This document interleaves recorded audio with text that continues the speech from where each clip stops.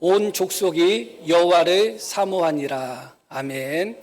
오늘 말씀은 미스바 대부흥에 관한 말씀입니다. 너무도 유명한 말씀이죠. 미스바 성회라고 부르기도 하고 그렇습니다. 지난주에 들었던 말씀도 같이 연결해서 우리가 이 말씀을 들으면 이해 폭이 조금 넓어질 줄 압니다.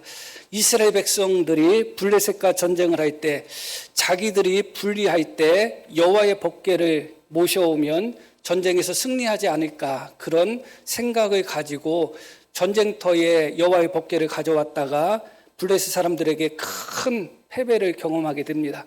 법궤도 빼앗기게 되죠. 성소도 파괴되고, 여하튼 이스라엘 백성들에게 있어서는 정말 충격적인 날이었습니다. 그래서 비느하스의 아내, 제사장 비느하스의 아내가 아이를 출산하면서 그 아이의 이름을 이가봇이라고 지었습니다. 이가봇의 뜻은 무엇이냐? 영광이 떠났다. 이스라엘에게서 하나님의 영광이 떠났다 하는 그런 참 슬픈 의미가 담겨 있는 것입니다. 하나님의 법궤를 빼앗겼으니 말할 게 무엇이 있겠어요. 그런데 그 법궤가 블레셋 땅에서 7개월 만에 돌아옵니다. 어떤 과정을 통해서 돌아왔는지 우리 성도님들은 다 아실 것입니다. 벳세메스라는 곳으로 돌아오는데, 벳세메스는 제사장들에게 허락된 성읍입니다. 제사장들이 거주했던 곳이거든요. 그런데 하나님의 법궤를 빼앗겼는데 그 법궤가 7개월 만에 돌아온 것을 이스라엘 일반 백성들이 보아도 기뻤을 텐데, 벳세메스 사람들은 많은 사람이 제사장이고 많은 사람이 레위 사람이니까 더 기뻤겠죠. 너무너무 기뻐했습니다. 그리고 그 법궤 앞에서 그들은 번제와 화목제 제사를 드립니다. 그런데 그 순간에 그들이 망령된 행동을 하죠. 그것은 무엇이냐? 법궤를 열어봤습니다. 일반 이스라엘 백성, 아무것도 모르는 이스라엘 백성이 열어봤다고 할지라도 큰 망령된 짓인데, 제사장들이 거하는 성읍의 사람들이 여호와의 법궤를 열어본 겁니다. 그래서 그들 중에 70명이 죽었다, 그렇게 나옵니다. 한 성읍에서 70명이 죽었다는 것은 많이 죽은 거죠. 그래서 그들은 하나님을 우리 가운데 모시지 못하겠다 해가지고 하나님의 법궤를 기럇 여아림으로 모셔가게 합니다. 그것이 1절 말씀이죠. 이렇게 말씀이 나옵니다.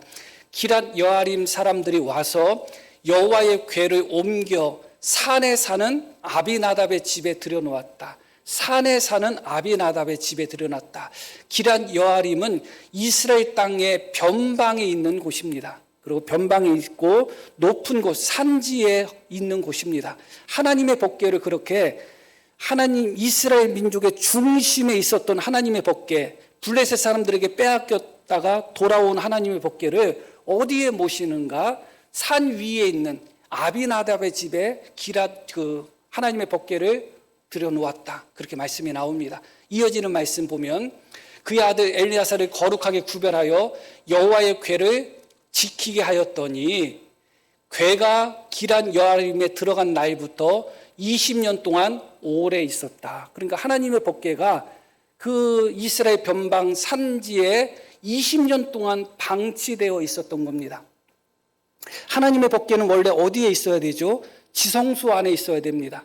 그때 당시에 지성소와 성소가 파괴되지는 않았습니다. 성막 형식으로 되어 있기 때문에 실로 성소가 파괴됐다고 해서 지성소와 성소가 파괴된 것은 아닙니다. 하나님께 드리는 제단도 파괴되지 않았습니다. 그래서 어딘가에서 하나님께, 물론 추측이 되는 장소는 있지만 여하튼 어딘가에서 하나님께 일반적인 제사를 그대로 드리고는 있었는데, 문제는 그때 제사를 드렸던 성소에는 하나님의 법궤가 없는 거예요. 빈 껍데기 성소입니다. 빈 껍데기 성소에서 이스라엘 백성들은 제사를 드리는 거죠. 허전하지 않겠어요? 하나님의 임재의 상징인 언약궤가 없는 텅 빈 성전에서 이스라엘 백성들이 하나님께 제사 드리고 예배 드리는 겁니다. 제사장들도 날마다 성소에 들어가서 등잔에 불을 거기에 붙이고, 또 일주일에 한 번씩 진설병도 또 거기에 또 배설하고 그렇게 합니다. 그런데 제사장들 마음속에도 허전함이 있지 않았겠어요? 지성소는 벼 있어요.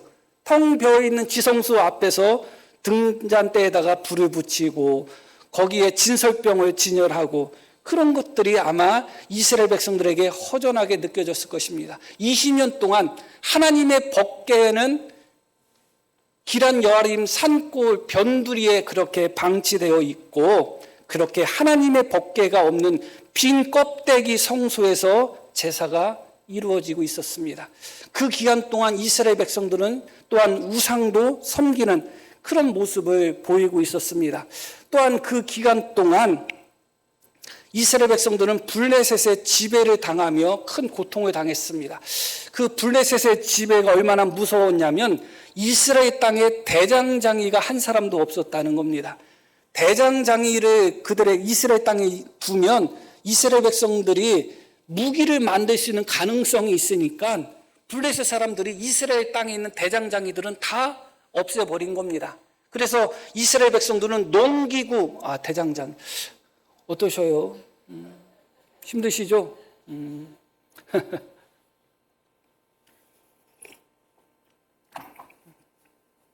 이스라엘 백성들은 농기구 하나를 만들기 위해서도 블레셋 사람들에게 가가지고 굽신굽신 거려가지고 만들어 오던 때예요.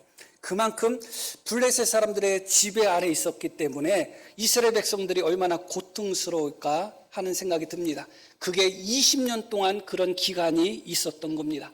하나님의 법궤는 방치되어 있고 하나님께 제사는 드리지만 그 성소는 하나님의 법궤가 없는 텅 빈 성소였고, 이스라엘 백성들은 그러면서 더불어 바알을 섬기고 아스다롯을 섬기고 그런 우상들을 섬겨가면서 또 블레셋 사람들에 의한 학대가 그들을 괴롭히는 그 기간이 20년이었다. 그렇게 20년이 지난 어느 때쯤에 이스라엘 백성들에게 어떤 반응이 나왔는가? 다시 2절 말씀 봅니다. 이스라엘 온 족속이 여호와를 사모했다. 그렇게 말씀이 나옵니다. 하나님이 나타나지 않는 시대, 어떤 의미에서 하나님의 성소가 법궤가 없는 빈 껍데기 성소에서 빈 껍데기 제사를 드리던 그런 시절, 그렇게 하나님도 없이 선지자도 없이 제사도 제대로 된 제사가 없이, 예전에는 일상이었지만 더 이상 이스라엘 백성들에게는 하나님을 섬겼던 예전의 일상이 되지 않았죠. 바로 그때 이스라엘 백성들은 하나님을 떠나온 지 20년 만에 하나님을 그리워하게 된 것입니다. 집이 싫어서 집을 나가도 조금 시간이 지나면 집이 그리워지죠. 저도 몇 번 집을 나간 적이 있습니다. 어릴 때 어디까지 나갔느냐? 대문 앞까지. 대문 앞까지 딱 나가 있으면 한 20-30분 지나면 어머니가 나오는 거예요. 그럼 그때 들어가서 타협 보는 거죠. 거기까지밖에 가출은 안 해봤는데 그게 가출인지 뭔지 모르겠지만 이스라엘 백성들 마음속에 하나님이 그리워지는 겁니다. 우리는 지난 주간에 몇 주 전에도 말씀드렸듯이 함께 할 때는 그리운 것을 몰라요. 소중한 것을 몰라요. 물이 풍족할 때 물이 귀하다는 생각을 하겠어요? 공기가 풍족할 때 공기가 부족하다는 생각하겠어요? 귀하다는 생각하겠어요? 그렇지 않죠. 어머니 아버지의 사랑을 받고 살 때 어머니 아버지의 사랑이 귀하다는 생각이 들겠어요? 풍요 속에 살 때 그 풍요로움이 귀하다는 생각이 들겠습니까? 그렇지 않아요. 우리는 함께 있을 때는 그 귀함을 모릅니다. 이스라엘 백성들도 하나님 앞에 정상적으로 예배를 드리고 정상적으로 하나님을 섬길 때는 하나님이 얼마나 귀한 줄을 모르는 거예요. 그런데 이제 하나님의 법궤가 방치되어 있고 하나님에 대한 제사도 올바로 드려지지 않고 그들이 우상을 섬기며 또 심지어 블레셋 사람들에게 고통을 당하고 있으니 하나님이 그리워지고 있는 것이죠. 이 말씀 호세아 5장 말씀 한번 보겠습니다. 그들이 그 죄를 뉘우치고 내 얼굴을 구하기까지 내가 내 곳으로 돌아가리라. 그들이 그 죄를 뉘우치고 하나님의 얼굴을 구하기까지 하나님께서 이스라엘 백성들을 떠나서 하나님 있던 곳으로 돌아갈 것이다. 하나님은 하나님 나라에 계시는 분 아니겠어요? 하늘에 계신 하나님이 이 땅에 임재하셔서 우리와 동행하시는 것이잖아요. 그런데 그들이 그 죄를 뉘우치고 하나님을 구하기까지는 하나님은 내가 있는 곳으로 돌아가 이스라엘 백성들에게 나타나지 않겠다는 겁니다. 만나주지 않겠다는 겁니다. 그리고 그들이 고난을 받을 때에 어떻게 할 것이다? 나를 간절히 구할 것이다. 나를 간절히 구할 것이다. 하나님이 함께 계실 때, 하나님이 은혜를 베풀 때는 하나님이 소중한 것을 모르는데 바로 그때 하나님이 그들을 떠나시겠다는 겁니다. 그러면 어느 순간에 그들이 고난을 당할 때 하나님을 그리워하며 하나님을 구하게 될 것이라는 것이죠. 오늘 말씀이 바로 그런 말씀입니다. 20년이 지난 후에 드디어 이스라엘 백성들 마음속에 하나님을 사모하는 마음이 생겼습니다. 이것은 아주 귀한 것인데 이스라엘 백성들에게 부흥의 시작을 알리는 거예요. 왜 그러냐면 사무엘상은 사사기와 연결되는 말씀이거든요. 사사기에도 이스라엘 백성들이 하나님 앞에 죄를 범했다가 회개하는 장면들이 많습니다. 그런데 주로 그 회개의 내용은 어떤 회개냐? 하나님, 우리가 잘못했으니까 우리를 구원해 주세요 하는 그런 내용입니다. 우리나라가 지금 외세의 침략을 받고 우리가 지금 고통을 당하고 있으니 우리를 이 고통 속에서 구원하여 주십시오. 그런 내용의 회개고 그런 내용의 기도입니다. 그런데 오늘 본문에서 이스라엘 백성들은 그렇지 않습니다. 이스라엘 백성들은 지금 블레셋의 지배 아래 있다고 말씀드렸어요. 그러면 그들이 일반적인 사사기의 다른 때의 이스라엘 백성들의 모습이었다면 하나님, 우리를 블레셋에서부터 우리를 건져주세요. 그렇게 하나님 앞에 기도하고 탄식했을 텐데 그들이 원하는 것은 블레셋에서부터 자기들이 건짐받고 구원받는 것, 그걸 원하지 않았어요. 무엇을 원했느냐? 이스라엘 백성들이 여호와 하나님을 사모했다는 거예요. 여호와 하나님을 사모했다는 것은 하나님을 향하여 그들이 아픈 마음을 가졌다는 거예요. 그들은 지금 블레셋의 지배에서부터, 블레셋의 그 고통스러운 그 지배에서부터 건짐받는 것보다 그게 아픈 것이 아니라, 그것도 아프고 고통스럽고 힘들지만 이스라엘 백성들에게 진짜 아픈 것은 자기들이 하나님을 떠난 게 더 아픈 거예요. 자기들이 하나님을 떠나고 우상을 섬기고 자기들이 하나님을 배반하고 죄를 범한 거, 그게 더 아픈 거예요. 쉽게 예를 든다면, 예를 들어서 내가 어떤 질병 속에 있다고 생각해 보셔요. 그럼 우리는 어떤 기도를 하겠어요? 하나님, 나를 이 질병 속에서 고쳐주십시오. 그런 기도를 하지 않겠어요? 그런데 그 질병 때문에 고통스럽고 그 질병 때문에도 내 마음이 아프지만 사실은 내가 하나님을 떠난 모습, 내가 하나님의 말씀대로 살지 못한 모습, 내가 하나님을 배반했던 그 모습이 더 아파야 되는 겁니다. 지금 이스라엘 백성들의 모습은 그런 모습이었다는 거예요. 어떤 문제와 어떤 고통을 해결해 달라는 것이 아니라 어떤 문제와 어떤 고통도 괴롭지만 그것보다 이스라엘 백성들을 더 아프게 했던 건 뭐냐? 그들이 하나님을 떠났다는 사실이 더 아픈 거예요. 예를 들어서 내가 사업을 하는데 너무 바쁘다 보니까 신앙생활에도 등한히 하고 믿음 생활에도 등한히 하고 주님을 떠나면서 열심히 사업하다가 망했어요. 그러면 사업이 망한 게 가슴 아프죠. 그러나 실제는 그 순간에 무엇이 더 고통스러워하고 아파야 되냐면 사업을 망한 그 고통이 우리를 아프게 하는 것보다 더 큰 고통은 내가 그때 하나님을 떠났구나, 내가 그때 하나님을 배반했구나, 그게 더 아픈 거예요. 지금 이스라엘 민족에게 있어서 참된 부흥이 시작됐다는 건 뭐냐?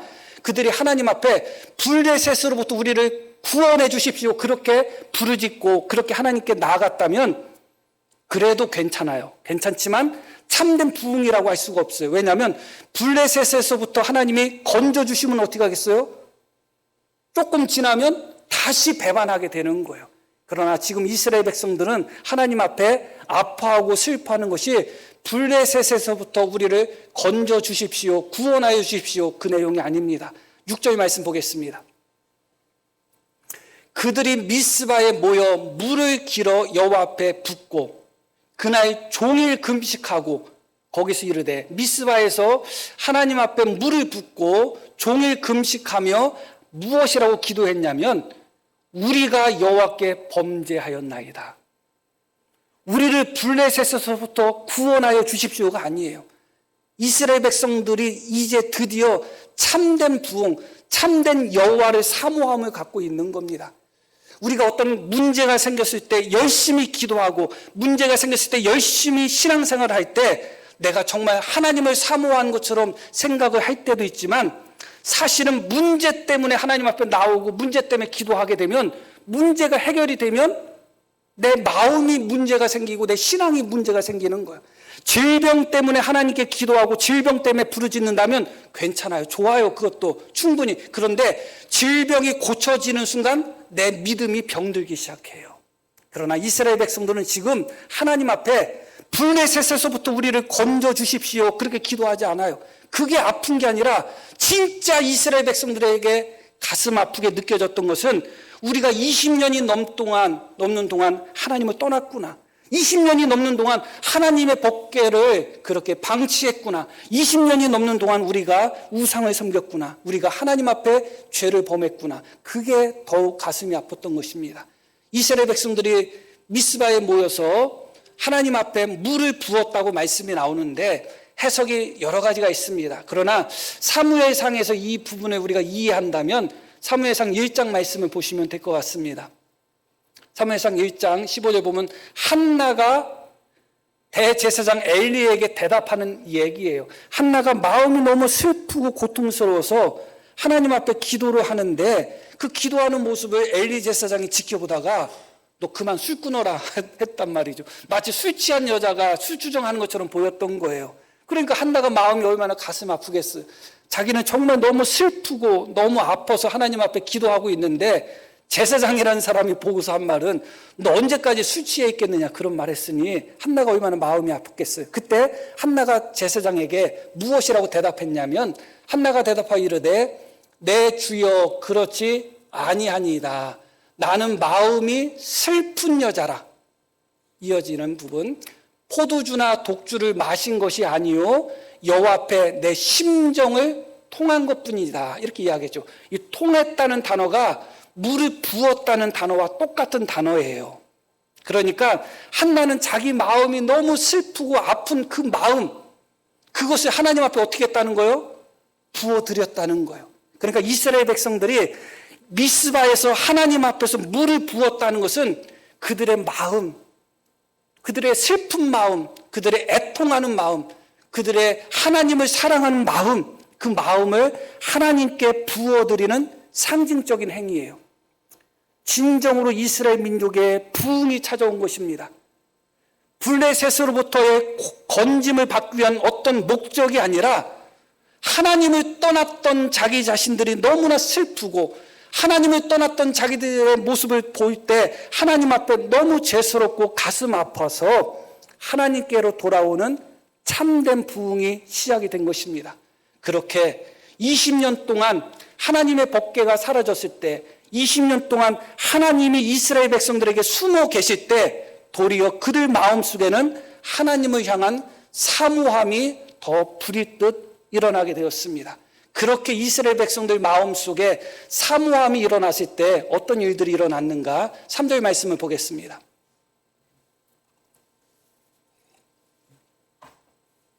사무엘이 이스라엘 온 족속에게 말하여 이르되 만일 너희가 전심으로 여호와께 돌아오려거든 너희는 하나님께 돌아오려면 어떻게 돌아와야 된다?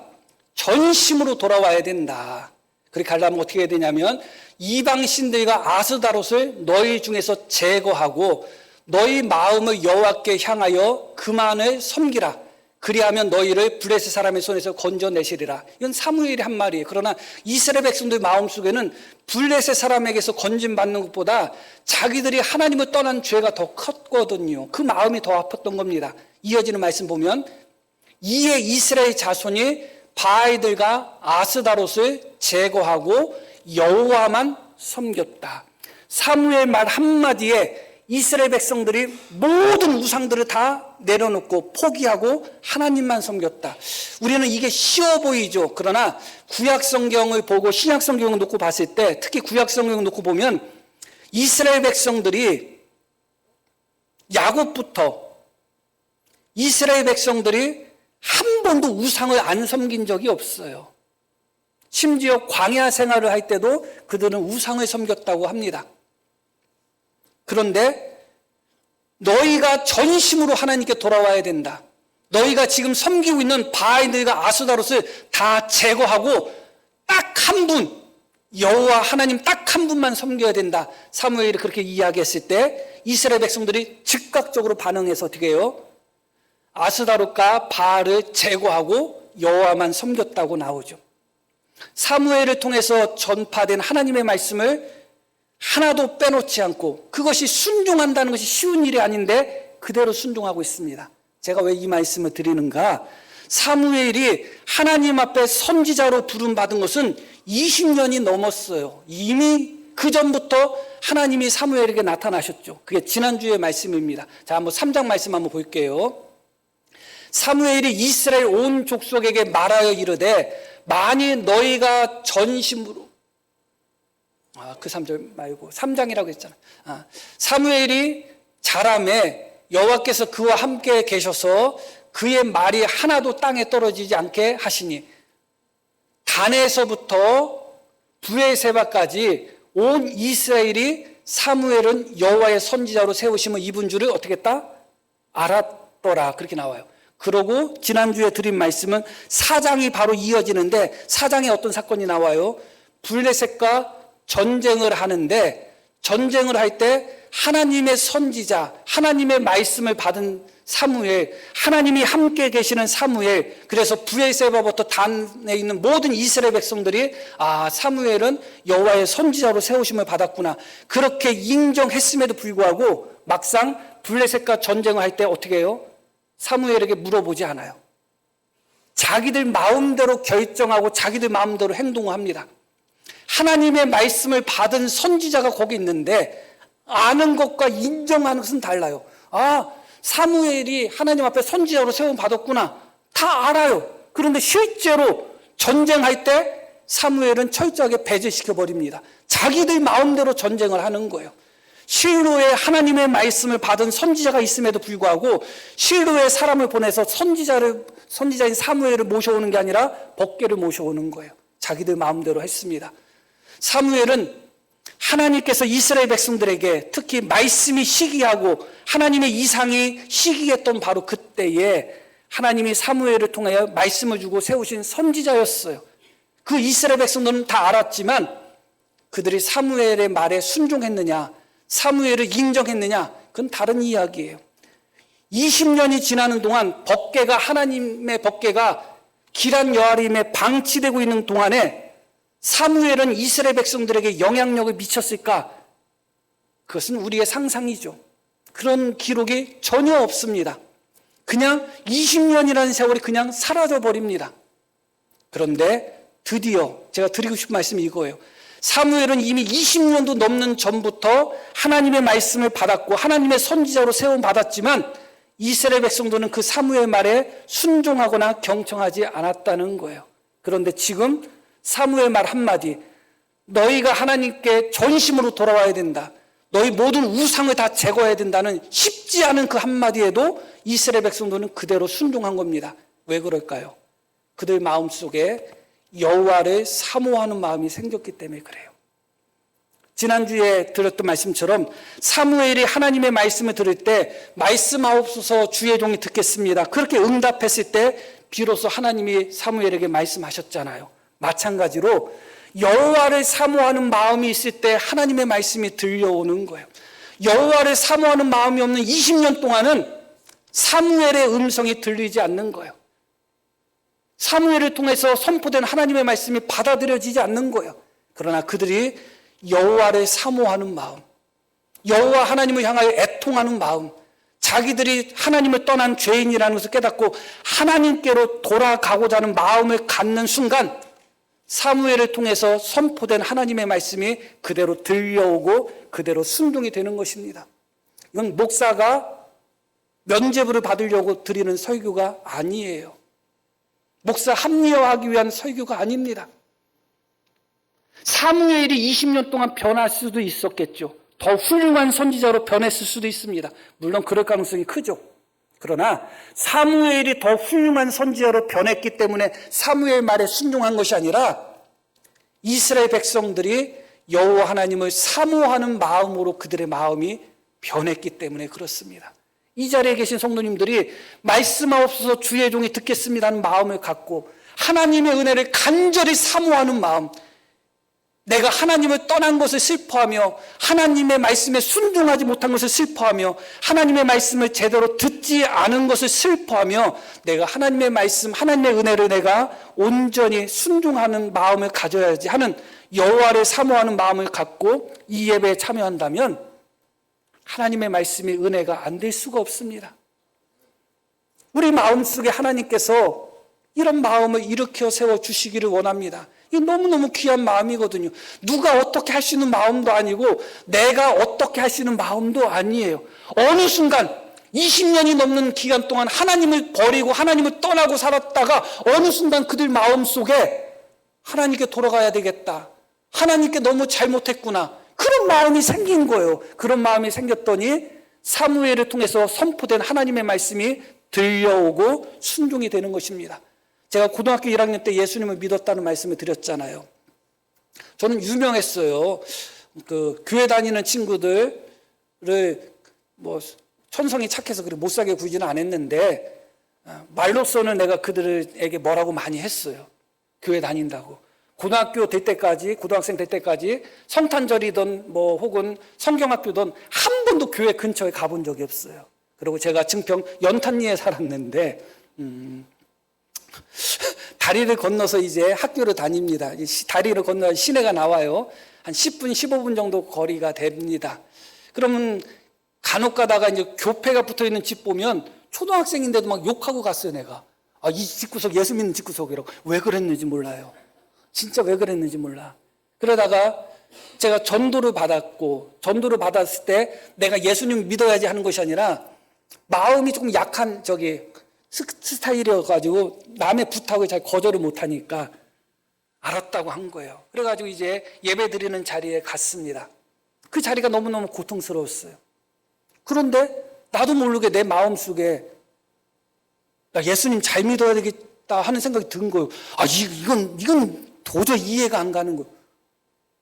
내가 예수님 잘 믿어야지 결심한 게 아니라 평생이가 봤자 뭐 17살 때니까 지금도 송구스럽지만 여하튼 그 나이 때까지 교회 다니는 친구들을 까닭없이 싫어하고 까닭없이 미워하고 교회 다니는 집 보면 욕하고 가고 그 착한 제가 그랬던 사람인데 어느 순간 억지로 교회에 끌려갔는데 예배 드리는 순간 나도 모르게 예수님 잘 믿어야 되겠다 하는 생각이 들은 거예요. 설교는 하나도 기억이 안 나요. 내가 설교 때문에 변화된 것 같지는 않아요. 기억나는 건 하나밖에 없어요. 마지막 예배 끝날 때 손잡고 우리는 사랑의 띠로 하나가 되었으면 노래 부르는데 여자하고 손잡았다는 거. 그거 하나밖에 기억이 안 납니다. 그것 때문에 제가 나 예수님 잘 믿어야 되겠다고 생각했는지는 모르겠는데 그러고서 목사의 길을 걸어가게 된 것이죠. 하나님께서 우리 마음속에 여호와 하나님을 사모하는 마음을 불일도 일으켜 세워주시기를 원합니다. 하나님이 해주셔야 되는 거예요. 돌밭에 씨를 암만 뿌린다고 해도 무엇이 나요? 가시떨기에 씨를 아무리 뿌린다고 해서 무엇이 나요? 묵은 땅에 씨를 아무리 뿌린다고 해서 무엇이 나요? 묵은 땅은 누가 기경하느냐? 내가 내 마음에 묵은 땅을 기경하는 것처럼 생각되지만 하나님이 해주셔야 되는 거거든요. 부흥의 역사는 하나님으로부터 시작이 되는 것입니다. 이제 이스라엘 백성들이 하나님을 사모하는 마음이 그들 속에 일어났을 때 드디어 선지자의 음성이 들려옵니다. 선지자 사무엘 말에 따라서 그들은 그대로 순종하여 어떻게 해요? 모든 우상을 버리고 여호와 하나님만 섬깁니다. 그때 사무엘이 이스라엘 백성들에게 미스바로 다 모여라. 내가 너희를 위하여 기도하겠다. 그렇게 이야기합니다. 그래서 이스라엘 백성들이 드디어 미스바로 다 모입니다. 6절 말씀 보겠습니다. 미스바로 모여가지고 그들이 미스바에 모여 물을 길어 여호와 앞에 붓고 어떤 행위인지 설명드렸어요. 그날 종일 금식하고 거기에서 이르되 우리가 여호와께 범죄하였나이다 하니라. 그 다음에 어떤 말씀이 나오느냐? 사무엘이 미스바에서 이스라엘 자손을 다스리니라. 무엇 뒤에 이 말씀이 나오느냐? 우리가 여호와께 범죄하였나이다 하면서 이스라엘 백성들이 철저하게 하나님 앞에 회개하는 그 자리, 그 미스바에서 사무엘이 이스라엘 자손을 다스렸다는 말씀이 나와요. 자, 다시 3장으로 넘어가 보겠습니다. 3장 19절부터 사무엘이 자라매 여호와께서 뭐라고 나와요? 그와 함께 계셔서 그의 말이 하나도 땅에 떨어지지 않게 하셨다. 사무엘이 자라는 동안 여호와께서 사무엘과 함께 계셨다는 거예요. 그의 말이 하나도 땅에 떨어지지 않았다. 이어지는 말씀. 단에서부터 브에세바까지 온 이스라엘이 사무엘은 여호와의 선지자로 세우심을 입은 줄을 알았다. 알았다는 거예요. 인정했다는 것과는 달라요. 알았다. 그리고 이어지는 말씀.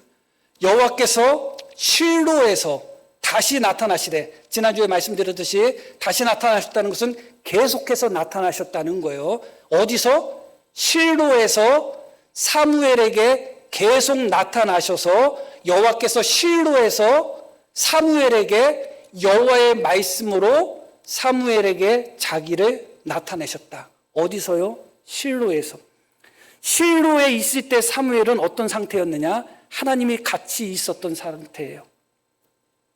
그리고 실로에 있었던 사무엘은 그의 말이 하나도 땅에 떨어지지 않았던 상태예요. 그리고 실로에 있던 사무엘은 하나님이 계속 나타나셔서 하나님의 말씀을 주셨던 하나님의 종이었고 하나님의 선지자였고 하나님의 사자였어요. 그러면 어디에서부터 사무엘이 이스라엘 백성을 다스려야지 맞을까요? 실로에서 다스렸어야 되죠. 그런데 사무엘이 하나님의 종으로 세움받았고 그의 말이 하나도 땅에 떨어지지 않고 여호와께서 사무엘과 함께 하셨음에도 불구하고 그 모든 것을 이스라엘 백성들이 알고 있음에도 불구하고 이스라엘 백성들은 사무엘을 자기들의 지도자로 인정하지 않았어요. 실로에서 사무엘이 다스려야지 정상인데 실로에서 다스린 것이 아니라 어디서 다스렸다고요? 미스바. 그럼 미스바에서는 사무엘이 더 특별한 사람으로 변했기 때문에 이스라엘 백성들이 사무엘을 지도자로 인정하고 사사로 인정했을까요? 그렇지 않아요. 다른 것은 무엇이냐? 사무엘이 변한 것이 아니라 이스라엘이 변했어요. 이스라엘이 하나님 앞에 회개를 했더니 드디어 주의 종이 주의 종으로 보이기 시작한 것입니다. 그래서 미스바에서부터 사무엘이 다스리기 시작했다는 거예요. 결국은 사무엘이 20년 동안 사사로 있으며 사사가 아니라 선지자로 있고 제사장으로 있고 그 20년 기간 동안 여호와의 법궤가 방치된 것처럼 선지자 사무엘도 이스라엘 백성들에게 잊혀졌고 그들에게 환영받지 못했습니다. 그러나 그들이 20년 후에 비로소 여호와를 사모하는 마음을 가졌을 때 선지자 사무엘의 음성이 들리기 시작했고 여호와를 사모하는 마음을 가졌을 때 선지자 사무엘이 사사로서 지도자로서 그들에게 받아들여지기 시작했다는 것이죠. 정치적인 얘기를 하고 싶은데 제가 꾹 참고 있어요. 꾹 참고 있어요. 안 참아도 되겠네. 우리나라가 좌파 우파가 너무 심각하게 대립하고 있잖아요. 윤석열 대통령이 마음에 안 드는 분이 있죠. 물론 윤석열 대통령이 잘못해서 마음에 안 드는 것도 있지만 왜 마음에 안 들까? 좌파기 때문에 마음에 안 드는 거예요. 문재인 대통령이 마음에 안 들었던 분이 있죠. 물론 문재인 대통령이 잘못했기 때문에 마음에 안 드는 것도 있겠죠. 근데 왜 마음에 안 드냐? 우파기 때문에 그래. 그러면 내가 아주 골수 좌파인 상태에서 윤석열 대통령이 조금 변한다고 해서 좋아질까요? 안 좋아져. 내가 골수 좌파면 우파 대통령이 마음에 안 들게 되어 있는 거예요. 반대로 내가 골수 우파면 좌파 대통령이 무슨 짓을 해도 마음에 안 드는 거예요. 이스라엘 백성들이 자기들이 회개할 때, 자기들이 하나님 앞에 자기 자신들이 우리가 잘못했습니다고 하나님 앞에 나아가고 회개하는 순간 드디어 하나님이 세운 지도자가 지도자로 보인 거예요. 결국은 내가 변해야 되는 것이고 그것은 어디서부터 시작이 되는가? 하나님이 우리에게 새 마음을 주시는 여호와를 사모하는 새 마음을 주시는 데서부터 시작이 되는 거거든요. 하나님이 우리 교회 성도님 한 분 한 분에게 그런 여호와를 사모하는 새 마음을 일으켜 세워주시기를 원합니다. 하나님의 역사가 나타나기를 원합니다. 하나님이 해주셔야 되는 것입니다. 그렇게 변하는 역사가 나타나야 돼요. 결론적인 말씀을 드리겠습니다. 2절 말씀을 보겠습니다. 괴가 기럇 여아림에 들어간 날부터 20년 동안 오래 있은지라 이스라엘 온 족속이 여호와를 사모했다. 뭐라고 나와요? 이스라엘 온 족속이 여호와를 사모했다. 그게 부흥이죠, 사실은. 우리 민족도 1907년 평양 대부흥 운동이 일어났죠. 세계적으로 놓고 보면 각 민족별로 그런 부흥 운동이 일어날 때가 있어요. 부흥 운동은 한 사람에서부터 시작이 될 수는 있지만 한 사람으로 말미암아 마무리되지 않아요.